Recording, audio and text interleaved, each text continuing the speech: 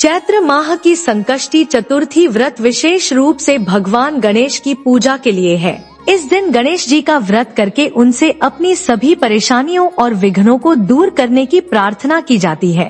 चैत्र माह की संकष्टी चतुर्थी का दिन और भी खास हो जाता है, क्योंकि यह दिन विशेष रूप से चैत्र माह के कृष्ण पक्ष की चतुर्थी को आता है, जब भगवान गणेश की पूजा से विशेष लाभ मिलता है। आइए इस पावन अवसर पर हम सभी भगवान गणेश व्रत कथा सुने और उनके आशीर्वाद से अपने जीवन को मंगलमय बनाएं। सतयुग में मकरध्वज नामक एक राजा हुए थे। वे परम प्रजा पालक थे। उनके राज्य में सभी लोग सुखी और समृद्ध जीवन व्यतीत कर रहे थे। सभी वर्ण के लोग अपने धर्म का पूर्ण निष्ठा से पालन किया करते थे। प्रजा निरोगी और स्वस्थ जीवन व्यतीत करती थी। प्रजा में चोर और डाकू आदि का कोई भय नहीं था। नगर में रहने वाले सभी लोग उदार, दानी, धार्मिक, बुद्धिमान और सुंदर थे। इतना सुंदर राज्य होने के पश्चात राजा पुत्र सुख से वंचित थे।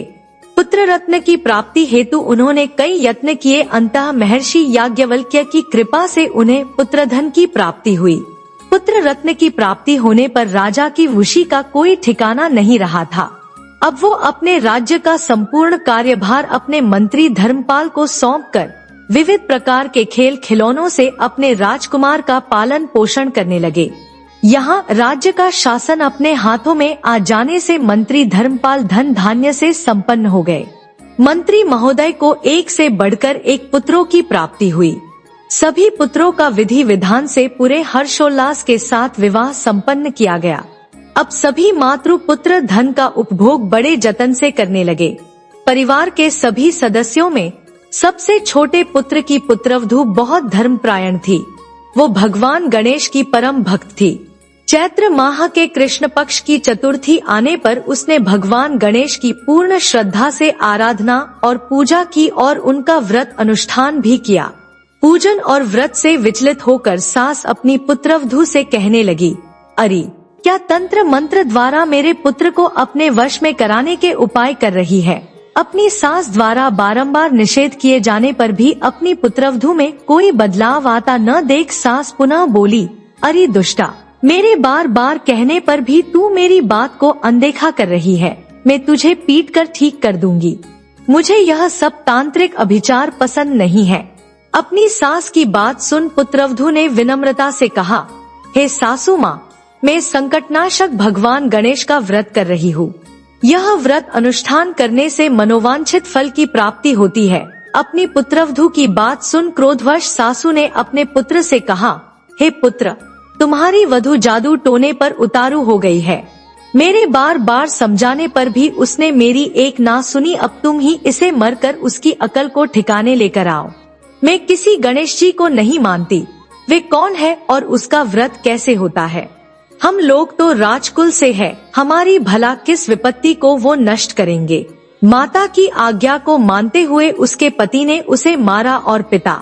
इतनी पीड़ा को सहन करते हुए भी उस पुत्रवधू ने व्रत को पूर्ण किया। व्रत के अंत में वो भगवान गणेश जी का स्मरण करते हुए प्रार्थना कराने लगी और कहने लगी, हे विघ्नेश्वर, हे गणपति, आप हमारे सास ससुर को अपना परचम दिखलाइए ताकि वो आपकी महिमा को समझ पाएं और उनके मन में आपके प्रति श्रद्धा भाव जागृत हो। अपने भक्त की करुण पुकार सुन भगवान गणेश जी ने देखते ही देखते राजा के पुत्र का अपहरण कर उसे धर्मपाल के महल में कहीं छुपा दिया। उसके बाद राजकुमार के सभी वस्त्रालंकारों को उतार कर राजमहल में फेंक दिए और खुद अंतर्ध्यान हो गए। इधर राजा ने प्रेम पूर्वक अपने पुत्र को पुकारा, किंतु उन्हें कोई प्रति उत्तर नहीं मिला। प्रति उत्तर न मिलने पर उन्होंने शीघ्रता से पुत्र की खोज शुरू कर दी। राजा को अपने महल में पुत्र की पुष्टि न होने पर वो शीघ्रता से मंत्री धर्मपाल के महल में गए और वहां जाकर अपने पुत्र को खोजने लगे। उन्होंने सबसे पूछा, मेरा राजकुमार कहाँ है? यहाँ उसके सभी वस्त्र और आभूषण मिल गए हैं, किंतु मेरा राजकुमार कहाँ चला गया है? किसने ऐसा निंदनीय कार्य किया है? हाय, मेरा राजकुमार कहाँ है? राजा की व्याकुलता धीरे धीरे अब बढ़ने लगी थी। राजा की दशा को देख मंत्री धर्मपाल ने कहा, हे राजन, आपका चंचल पुत्र कहाँ है? उसका मुझे कोई पता नहीं है। किंतु मैं अभी पूरे राज्य में बाग बगीचे आदि स्थानों पर उसकी रोज आरंभ करता हूँ। उसके बाद व्याकुल राजा नौकारों, सेवकों आदि से कहने लगे, हे अंगरक्षकों, सेवकों, मेरे पुत्र का शीघ्र पता लगाइए। राजा का आदेश मिलाने मात्र से राजा के पुत्र की रोज जोरों शोरों से शुरू हो गई, किंतु राजा के पुत्र का कोई पता नहीं चला। जब राजा के पुत्र का कहीं भी पता न चला, तब वो राजमहल में आके राजा के समक्ष डरते डरते यह निवेदन करने लगे, हे राजन, हमें क्षमा करें, अभी तक अपहरणकारियों का कोई पता नहीं चला है।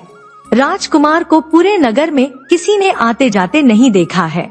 उनकी बातें सुनकर क्रोधवश होकर राजा ने अपने मंत्री को बुलाया और कहा, हे धर्मपाल, मेरा राजकुमार कहाँ है? मुझे साफ साफ बता दे कि मेरा राजकुमार कहाँ है। उसके सभी वस्त्र आभूषण मुझे दिखाई दे रहे हैं, केवल वही नहीं है। अरे नीच, मुझे बता दे कि मेरा राजकुमार कहाँ है, अन्यथा मैं तुझे और तेरे पूरे कुल का नाश कर दूंगा। इसमें जरा भी संदेह मत रखना। राजा द्वारा डांट पड़ने के कारण मंत्री विचलित हो गए। मंत्री धर्मपाल ने राजा के समक्ष नतमस्तक होकर कहा, हे भूपाल, मेरा विश्वास कीजिए, मैं अभी पता लगता हूँ। इस नगर में बालक अपहरणकर्ताओं का कोई गिरोह भी नहीं है, न कि कोई डाकू आदि यहाँ वास करते हैं। किंतु पता नहीं किस नारादमी ने ऐसा नीच कर्म किया है और न जाने कहाँ गायब हो गया है। धर्मपाल अब अपने महल आकर अपनी पत्नी एवं पुत्रों से पूछने लगा। उसने अपनी सभी पुत्रवधुओं को बुलाकर पूछा कि यह नीच कर्म किसने किया है। यदि राजकुमार का पता नहीं चला तो राजन मुझे और मेरे पूरे वंश का विनाश कर देंगे। अपने ससुर की बात को सुन सबसे छोटी पुत्रवधु ने कहा, हे पिताश्री, आप इतने चिंतित क्यों हो रहे हैं? यह सब भगवान श्री गणेश की लीला है, उन्हीं के ही कोप का परिणाम आप भुगत रहे हैं। अतः आप भगवान श्री गणेश की पूजा आराधना करें। अगर राजा से लेकर नगर के सभी प्रजाजन पूर्ण श्रद्धा के साथ गणेश जी की चतुर्थी का व्रत करें, तो व्रत के फल स्वरूप भगवान गणेश जी राजकुमार को अवश्य लौटा देंगे। मेरा वचन कभी मिथ्या नहीं होता। छोटी पुत्रवधु के बात सुनकर ससुर ने कहा, हे पुत्री, तुम सत्य कह रही हो, तुम धन्य हो। हमारे कुल में एक तुम ही हो जो मेरा और मेरे कुल का उद्धार कर दोगी। भगवान गणेश जी की पूजा कैसे की जाती है वो तुम मुझे बताओ। हे सुलक्षणी, मैं मंद बुद्धि होने के कारण भगवान गणेश के व्रत का महिमा नहीं जानता हूँ। अतः मुझ पर और मेरे परिवार को उनके किए गए अपराध की क्षमा देकर राजकुमार का पता लगावा दो। तब सभी लोगों ने भगवान श्री गणेश जी का कष्टनाशक चतुर्थी के व्रत अनुष्ठान किया।